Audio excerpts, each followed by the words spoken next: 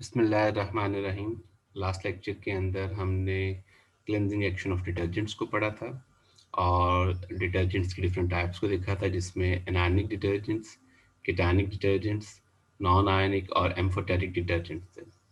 और हमारा main focus जो था वो एनायनिक डिटर्जेंट्स पे था, जो कि क्लेंजिंग एप्लीकेशंस के लिए इस्तेमाल किए जाते हैं इंस्टेड ऑफ सोप्स, जो कि हमें कंपेरेबल या इम्प्रूव्ड डिटर्जेंसी ऑफर करते हैं। तो उसमें एनानिक डिटर्जेंट्स को हमने डिस्कस कर किया था और अब हम उसकी एक टिपिकल एग्जांपल जो है सोडियम डोडिसाइल बेंजीन सल्फोनेट जो है वो इसको डिस्कस करेंगे। सोडियम डोडिसाइल बेंजीन सल्फोनेट जो है एक टिपिकल अल्काइल अराइल सल्फोनेट है। एक अल्काइल चेन यहाँ पर अटैच है, ठीक है जी। 12 कार्बन चेन यहाँ पर इसके साथ अटैच है और ये एरोमेटिक रिंग अटैच है यहाँ पर इसके साथ लिंक्ड है।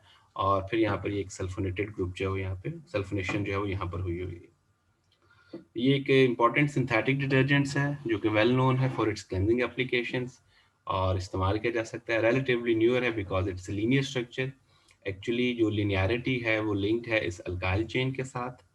और ये किस हद तक यहाँ पे लीनियर है या ब्रांच है, ये इसकी बायोडिग्रेडेशन के साथ रेलेवेंट है। हम इसकी biodegradation in terms of its linearity और ब्रांचिंग उसको डिस्कस करेंगे और फिर देखेंगे कि इनका एक्शन कैसा है क्लिनजिंग के लिए, और उसके साथ इसको कंपेयर करेंगे लीनियर और ब्रांच स्ट्रक्चर्स के। So first of all, sodium dodecyl benzene sulfate, this is a typical structure. This is an alkyl chain and this is uh, aromatic ring and it's a sulfonated product here. So let's come to its flow sheet diagram. This is a typical flow sheet diagram for the synthesis of alkyl aryl sulfonates. आप देखेंगे यहाँ पे कि ये benzene यहाँ पर इस alkylation chamber के अंदर अटैच है और साथ में यहाँ पर प्रोपाइलिन टेट्रामर जो है वो यहाँ पे हम इंट्रोड्यूस करवा रहे हैं। एक्चुअली प्रोपाइलिन और बेंजीन ये क्रूड ऑयल की जब हम डिस्टिलेशन करते हैं और फिर आगे फर्दर रिफाइनिंग करते हैं तो उस दौरान से हमें मिलने वाली बहुत सारी बाय प्रोडक्ट्स में से हैं। सो प्रोपाइलिन को हम यहाँ पे पॉलीमराइजेशन करवाते हैं फास्फोरिक एसिड के से मिलते जुलते दूसरे कैटालिस्ट की मौजूदगी में, एक बहुत हाई प्रेशर के ऊपर, हाई टेम्परेचर के ऊपर। तो फिर उसके बाद आगे हम बेंजीन रिंग की जो है वो अल्काइलेशन करवाते हैं, अल्काइलेशन कैटालिस्ट जो कि एल्यूमिनियम ट्राइक्लोराइड की मौजूदगी में। आप लोगों को टिपिकल एग्जांपल याद होगी फ्रीडल क्राफ्ट अल्काइलेशन के पॉइंट ऑफ व्यू से। तो फ्रीडल क्राफ्ट अल्काइलेशन के पर्सपेक्टिव में ये बेंजीन रिंग की यहाँ पे अल्काइलेशन करवाई जाती है।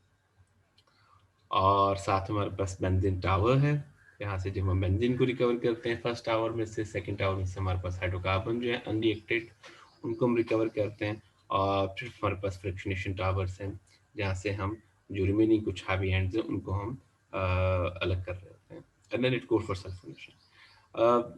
फ्लोशीट डायग्राम को साथ साथ डिस्कस करेंगे। पहले टिपिकल इसके साथ साथ फ्लोशीट डायग्राम के साथ जो हमारे पास इंपॉर्टेंट मटेरियल्स रिक्वायरमेंट्स हैं उनको हम देख लें कि अगर हम 1 टन के करीब sodium dodecyl benzene sulphonate as a detergent prepare करना चाहते हैं तो फिर इसके लिए हमारे पास रिक्वायर्ड रॉ मटेरियल्स की कंसंट्रेशन या अमाउंट्स कंपोजिशन क्या होनी चाहिए और वो कैसे काम करते हैं। ये मटेरियल रिक्वायरमेंट्स हैं। Propylene tetramer first of all तकरीबन 800 पाउंड्स के करीब हमें रिक्वायर्ड है। बेंजीन जो है वो 250 पाउंड्स के करीब रिक्वायर है। सल्फ्यूरिक एसिड जो है 22%, ऑलियम ग्रेड जो है वो 900 पाउंड्स के करीब है। और फिर फाइनली हमें सोडियम हाइड्रोक्साइड जो कि न्यूट्रलाइजेशन के लिए रिक्वायर है वो तकरीबन 155 कैलोरी। और फिर in case if we require some ammonium chloride that is also here, aluminum chloride is here, that's 20 pound, which is used as a catalyst for alkylation. So एक typical 1 ton sodium dodecyl benzene sulfonate की preparation के लिए जो required chemicals हैं वही है। और जो केमिकल रिएक्शंस इन्वॉल्व हैं इसके अंदर वो ये हैं, सबसे पहले बेंजीन का डोडिसिन के साथ रिएक्शन है जिसके नतीजे में डोडिसाइल बेंजीन बनता है। लेकिन बेंजीन तो एक इम्पॉर्टेंट फ्रैक्शन है जो हम पेट्रोलियम, क्रूड पेट्रोलियम से हासिल कर सकते हैं। लेकिन ये जो डोडिसिन है ये एक टेट्रामर है, यानी कि आपके पास 4 यूनिट्स अगर कंबाइन कर लें हम प्रोपाइलिन के तो फिर हमारे पास उसका टेट्रामर बनता है जिसको हम यहाँ पे डोडिसिन का नाम दे रहे हैं। तो प्रोपाइलिन जो है वो एक इम्पॉर्टेंट रॉ मटेरियल है। अगर आप फ्लोशीट डायग्राम में देखें इसका तो यहाँ से प्रोपाइलिन को टेट्रामर को इंट्रोड्यूस करवाया जाता है। तो propylene tetramer is termed as to be a dodecene है। तो इसके लिए मैंने जैसे आपको बताया है कि फास्फोरिक एसिड की मौजूदगी में एक पॉलीमराइजेशन करवाई जाती है at a high pressure of 1000 per square inch और इवन 400 फॉरेनहाइट डिग्री सेंटीग्रेड। तो ये फर्स्ट स्टेप है जहाँ पर हम इसकी फर्स्ट ऑफ ऑल पॉलीमराइजेशन करवाते हैं और इसके 4 यूनिट्स को यहाँ पे कंबाइन करते हैं। और फिर यहाँ पे हमारे पास बेंजीन जो है ऑफ कोर्स एक्सेस में हम यूज करते हैं, बेंजीन को भी यहाँ पे ऐड करते हैं और इनका अल्काइलेशन रिएक्शन करवाते हैं। This is typical Friedel-Crafts alkylation reaction in the presence of aluminium trichloride, जिसको हम यहाँ पे लेके चल रहे हैं। ठीक है, सो ये जो प्रोपाइलिन टेट्रामर है इसके लिए इंपॉर्टेंट कमेंट्स यहाँ पर ये हैं कि ये 12 कार्बन चेन है, इसको डोडिसिन जिसका हम नाम दे रहे हैं। ये एक वाली स्लाइड में अगर आप देखें तो एक 12 कार्बन चेन है। सो अगर ये ब्रांच है और तो फिर हम अज्यूम करते हैं कि जो अर्ली फेजेस जो हम इसको कंसिडर करते हैं, अर्ली फेजेस के अंदर जो हमारे पास ब्रांच स्ट्रक्चर जो थी इस हाइड्रोकार्बन की, वो रिलेटिवली डिफिकल्ट थी उनको बायोडिग्रेड करना। सो वो वक्त के साथ साथ जो है वो फेज आउट होना शुरू होगी, क्योंकि जब वो एनवायरनमेंट के अंदर जाता है क्लीनिंग के बाद, जो भी डिटर्जेंट हम यूज़ करते हैं डिटर्जेंट से एप्लीकेशन के बाद, चाहे वो शैम्पू में है, चाहे वो लॉन्ड्री डिटर्जेंट्स के अंदर है, चाहे वो डिश वॉशिंग के अंदर है, लेकिन इवेंचुअली जब वो वाटर के अंदर शामिल होता है और अगर वहाँ पे वो डिग्रेड नहीं हो पा रहा, उसको हम दूसरी प्रोडक्ट के अंदर कन्वर्ट नहीं कर पा रहे, तो वो डेंजरस रहेगा अगर वो एनवायरनमेंट में इसी तरह परसिस्टेंट रहेगा। तो वो जो प्रोपाइलिन टेट्रामर है अगर हमारे पास ब्रांच स्ट्रक्चर के अंदर है, ब्रांच शेप के अंदर है, तो उसको ब्रेक करना रिलेटिवली मुश्किल है और इसी वजह से वो पुअरली बायोडिग्रेडेबल डिटर्जेंट या हाइड्रोकार्बन है जो कि यहाँ पे इस्तेमाल हो सकता है। उसके मुकाबले में अगर हमारे पास लीनियर चेन है, if you have a linear chain, तो हमारे पास प्रोपाइलिन का जो लीनियर स्ट्रक्चर है वो रिलेटिवली ईजियर है उसको ब्रेक करना, और अगर उसको हम इजीली रिलेटिवली इजी मेथड से ब्रेक कर सकते हैं तो वो एनवायरनमेंट फ्रेंडली है as compared to branched alkyl sulphonates के मुकाबले में। सो प्रोपाइलिन टेट्रामर जो है वी प्रेफर के हमारे पास लीनियर स्ट्रक्चर हो, इसको इस वजह से इसको हम लीनियर अल्काइल बेंजीन सल्फोनेट्स या एलएएस का नाम देते हैं। ठीक है जी, और यहाँ पर फर्स्ट स्टेप के अंदर इसकी अल्काइलेशन की जाती है। जो एक्सेस बेंजीन है जो हम यहाँ पे यूज कर रहे हैं वो first of all benzene tower के अंदर जाता है जहाँ से इसको हम रिकवर करते हैं। ठीक है जी, यूजुअली जो एक्सेस है बेंजीन की वो तकरीबन 20 से 40% एक्सेस यहाँ पर इस्तेमाल की जाती है। ठीक है जी, 20 टू 40% जो है इसको एक्सेस के तौर पर किया जाता है। और जो हमारे पास aluminium trichloride as a catalyst जिसको हम यहाँ पे यूज कर रहे हैं, वो बाय वेट जो है तकरीबन 2 से 5% तक एज ए कैटालिस्ट इस्तेमाल किया जाता है। पर्टिकुलरली जो प्रेफरेबल टेम्परेचर है, देखिए प्रोपाइलिन जो है ये तकरीबन 400 फॉरेनहाइट के ऊपर जो है वो प्रिपेयर किया जाता है, जबकि अल्काइलेशन के लिए जो ऑप्टिमल टेम्परेचर वो तकरीबन 95 से 115 फॉरेनहाइट है। सो अल्काइलेशन टावर का जो टेम्परेचर है वो 95 से लेके 105 फॉरेनहाइट तक एडजस्ट किया जाता है। ठीक है जी, और ये इसी तरह से इसको हम आगे फिर आगे जब जो अल्काइलेशन मुकम्मल होती है तो बेंजीन टावर के अंदर से आके जितनी भी अनरिएक्टेड हमारे पास बेंजीन है उसको हम यहाँ से सेपरेट कर लेते हैं। और इस प्रोडक्ट से जो हमारे पास जो एल्यूमिनियम क्लोराइड है या एल्यूमिनियम क्लोराइड की जो स्लज बनती है उसको भी हम यहाँ से सेपरेट करना चाह रहे होते हैं। तो बेसिकली अल्काइलेशन के बाद एल्यूमिनियम ट्राइक्लोराइड को भी अलग किया जाता है और जो अनरिएक्टेड बेंजीन है या अनरिएक्टेड हाइड्रोकार्बन्स हैं उनको भी हम यहाँ से अलग कर लेते हैं। खासतौर पे अनरिएक्टेड बेंजीन इसको हम प्योरीफाई करते हैं और दोबारा फिर से इसको हम रीयूज करते हैं इस अल्काइलेशन चैम्बर के अंदर। सो फर्स्ट आवर जो है it's use for the benzene recovery, जैसे हम बेंजीन को रिकवर करते हैं और दोबारा फिर से यूज करते हैं। जबकि जो सेकंड हमारे पास टावर है जहाँ पे हमारे पास रिलेटिवली जो प्रेशर है वो थोड़ा सा रिड्यूस्ड किया जाता है, तो यहाँ पर हम अनरिएक्टेड जो हाइड्रोकार्बन है इनको अलग कर रहे होते हैं, या आमतौर पे जो लो मॉलिकुलर वेट अल्काइलेट्स हैं उनको अलग कर लिया जाता है ताकि इसको हम अलग कर लें, और अगर इनके ऊपर थोड़ी सी वर्किंग रिक्वायर है या इसको हम प्योरीफाई करना चाहते हैं, प्योरीफाई करके इसको हम रीयूज करना चाहते हैं तो फिर इसको हम रीयूज कर सकें। सो बेसिकली जो इस फ्रैक्शनेशन का टावर है, यहाँ से इस फ्रैक्शनेशन टावर के अंदर डोडिसाइल बेंजीन को मुकम्मल तौर पर यहाँ पे सेपरेट किया जाता है डिस्टिलेशन से, और यहाँ पे प्रेशर और रिड्यूस कर लिया जाता है। तो यहाँ पे तकरीबन 280 mm के करीब प्रेशर है मर्करी, और जबकि फ्रैक्शनेशन टावर के अंदर जो टेम्परेचर है तकरीबन 40 mm मर्करी तक रहता है। So it's very reduced pressure है। सो जो प्योरीफाइड फ्रैक्शन है, ये एक सीरीज के अंदर ये तीनों फ्रैक्शनेशन कॉल ये लगे हुए, तीनों सेपरेशन लगी हुई है, बेंजीन की, हाइड्रोकार्बन की और इस फ्रैक्शनेशन टावर। ठीक है जी। सो ये सीरीज के अंदर यहाँ पर हमने इनको एडजस्ट किया हुआ है, और उसके बाद इसको हम आगे फर्दर प्योरीफाइड जो डोडिसाइल बेंजीन है, अगर आप इक्वेशन में देखें, ये जो डोडिसाइल बेंजीन है इसका सल्फ्यूरिक एसिड के साथ रिएक्शन करता है। ठीक है जी।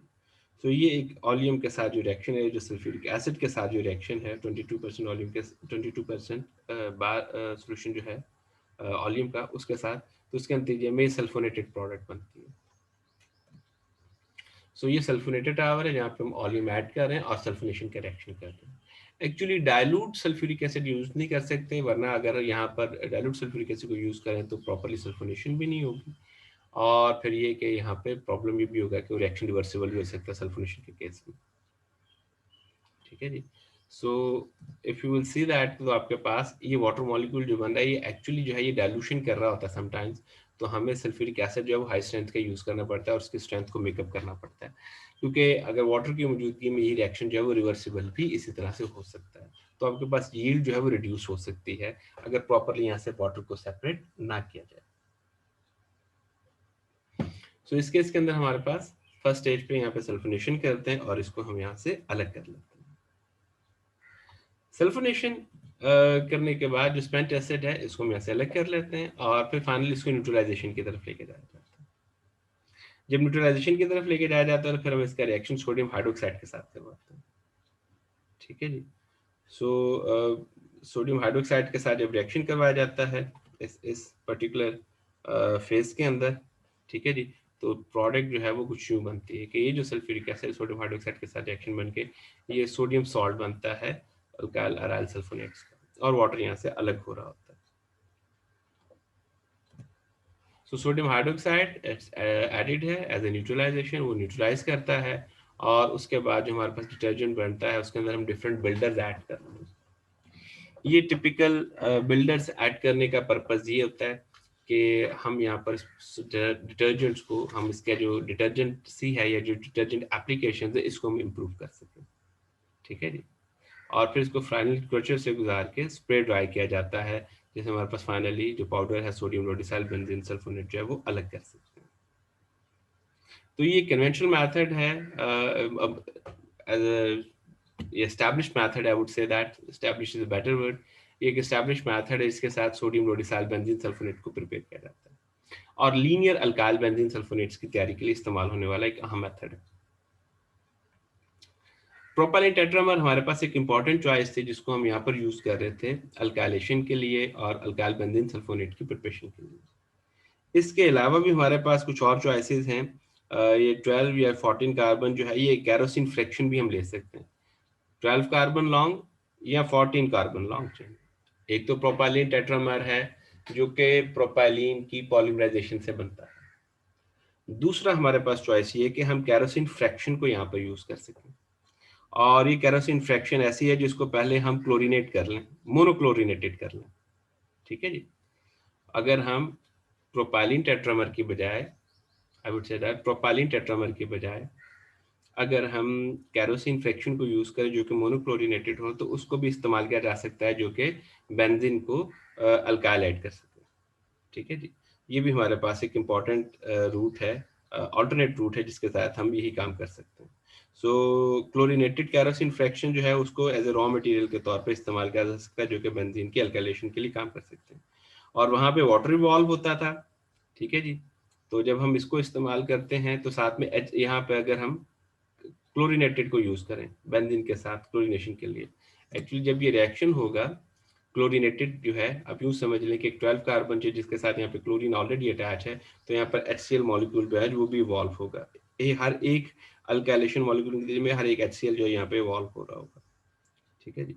तो इनिशियली यहाँ पे टेम्परेचर जो है वो 100 से 120 फॉरेनहाइट रखा जाता है, जिसको फिर हम ग्रेजुअली हायर कर सकते हैं in the next half hour of 175 Fahrenheit. ठीक है जी। So after that catalytic complex settle, तो जो सुपरनेटेंट लिक्विड होता है उसको वॉश किया जा सकता है और डिस्टिल कर लिया जाता है। तो इस तरीके से इसको हम अलग कर सकते हैं अगर हम कैरोसिन फ्रैक्शन को इस्तेमाल कर रहे हों बेंजीन रिंग के साथ। ठीक है जी। सो तो अल्काइलेशन रिएक्शन जो प्रोपाइलिन टेट्रामर का है, ठीक है जी, वो सल्फ्यूरिक एसिड के साथ चलता है और उसके साथ कोई और एसिड भी चल सकता है, जैसे कोई भी और एसिड, जैसे कि हाइड्रोजन फ्लोराइड भी चल सकता है। तो उसी तरीके के साथ अगर हम केरोसिन फ्रैक्शन को यहाँ पे यूज कर रहे हैं तो आगे जो सल्फोनेशन के स्टेप्स हैं वो भी सिमिलर है, ठीक है जी। तो सल्फोनेशन के लिए हम चाहे वो प्रोपाइलिन टेट्रामर से उसको यूज करते हुए करें, या चाहे हम उसको कैरोसिन फ्रैक्शन से यूज करें, दोनों केसेस के अंदर हमारे पास जो सल्फोनेशन के स्टेप्स हैं टिपिकल सिमिलर हैं। लेकिन सल्फ्यूरिक एसिड एक चॉइस है। देखें यहाँ पर दो चॉइसेस थी, या तो हम प्रोपाइलिन टेट्रामर यूज करते हैं या कैरोसिन फ्रैक्शन बेंजीन के साथ, दोनों मेथड है, लेकिन प्रोपाइलिन टेट्रामर जो है ये ज्यादा एस्टैब्लिश है, इसको यूज कर सकते हैं।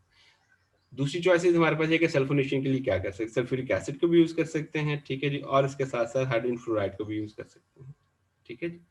एक्चुअली वहां पर हमारे पास वैल्यू जो है थोड़ी सी चेंज होना शुरू हो जाती है।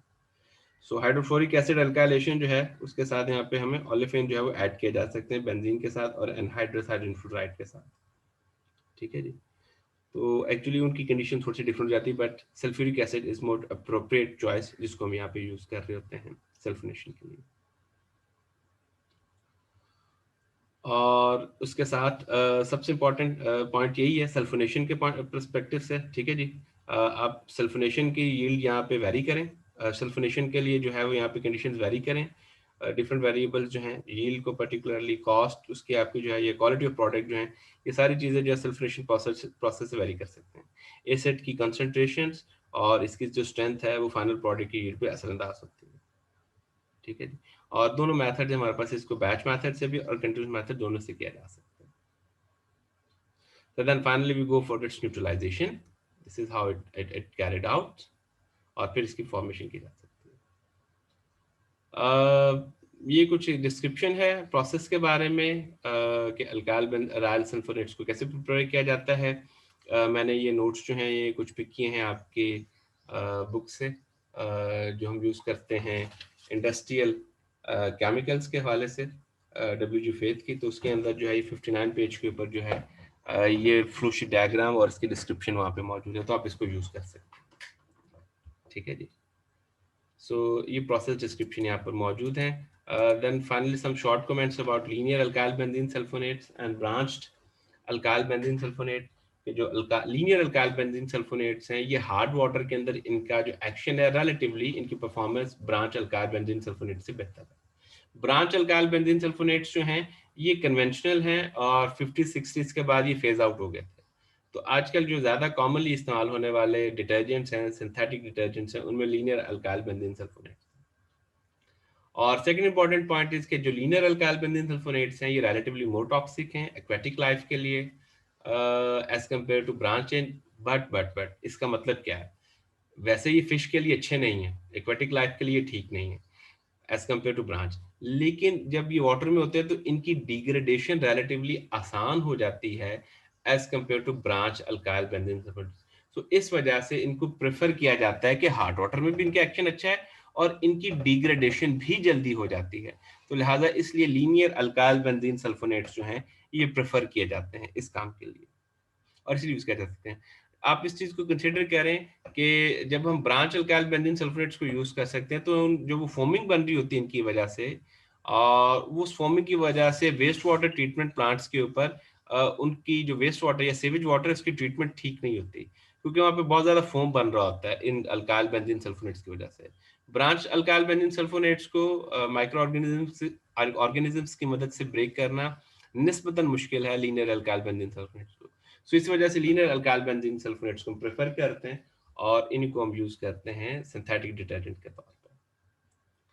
सो that's it from this lecture. Actually ये लेक्चर जो है वो पिछले वीक का लेक्चर जो है उसके मेकअप के तौर पर है। इस वीक में आपको एक लेक्चर और मैं ऐड करूंगा जिसके अंदर हम कीटानिक डिटर्जेंट्स के बारे में डिस्कस करेंगे और देखेंगे कि वो कहाँ पर इस्तेमाल होते हैं और उनकी इंडस्ट्रियल एप्लीकेशंस क्या है, ठीक है जी। क्योंकि because they are not use for cleaning application, they are use for some other application including जो है वो fabric software and many other uses.